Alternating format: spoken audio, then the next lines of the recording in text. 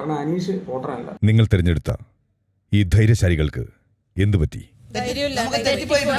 ധൈര്യശാലി എന്ന് പറയുമ്പോൾ അനീഷ് ഒഴിച്ച് ബാക്കി രണ്ടുപേർക്കും ഭയങ്കര ധൈര്യമായിരുന്നു കേട്ടോ. നമ്മൾ കണ്ടായിരുന്നില്ല.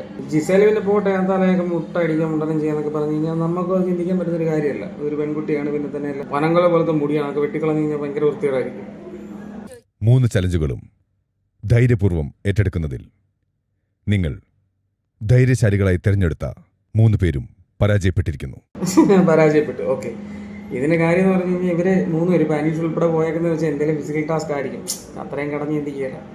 അപ്പൊ അതിനകത്ത് ആ ടാസ്ക് ഫയലിനകത്ത് തന്നെ എഴുതിയിട്ടുണ്ട് 7ന്റെ പണി, അല്ല തന്നെ ടാഗ് ലൈൻ തന്നെ 7ന്റെ പണി എന്നാണ്. അപ്പൊ അത് അക്സെപ്റ്റ് ചെയ്തുകൊണ്ട് വേണം പോകാനായിട്ട്.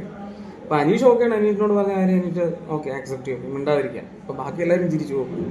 അപ്പൊ എന്റെ അണ്ണാക്ക് ഇനി പിരിവെട്ടി പോലെ ഇരുന്നോളുമല്ലോ എന്നോർത്തായിരിക്കും ബാക്കി എല്ലാവരും ചിരിച്ചേ.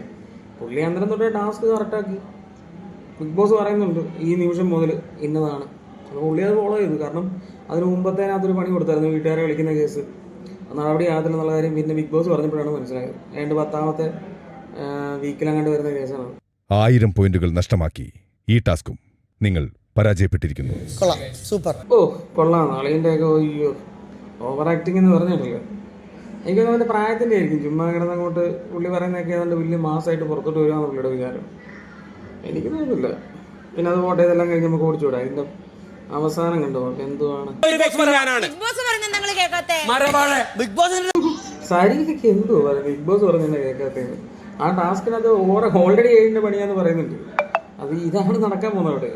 ബിഗ് ബോസ് പറഞ്ഞതന്നെയല്ലേ പുള്ളി കേട്ടത്. പുള്ളി പറഞ്ഞ ബിഗ് ബോസ് എന്താ പറഞ്ഞത്, ഇതാ ഇപ്പം മുതൽ നിങ്ങൾ സംസാരിക്കാതിരിക്കണം, അതായത് ഈ ബിഗ് ബോസ് തീരുന്നവരെ. അതെന്തായാലും നടപടി ആകത്തില്ല. പക്ഷെ പുള്ളി അത് ഫോളോ ചെയ്തു.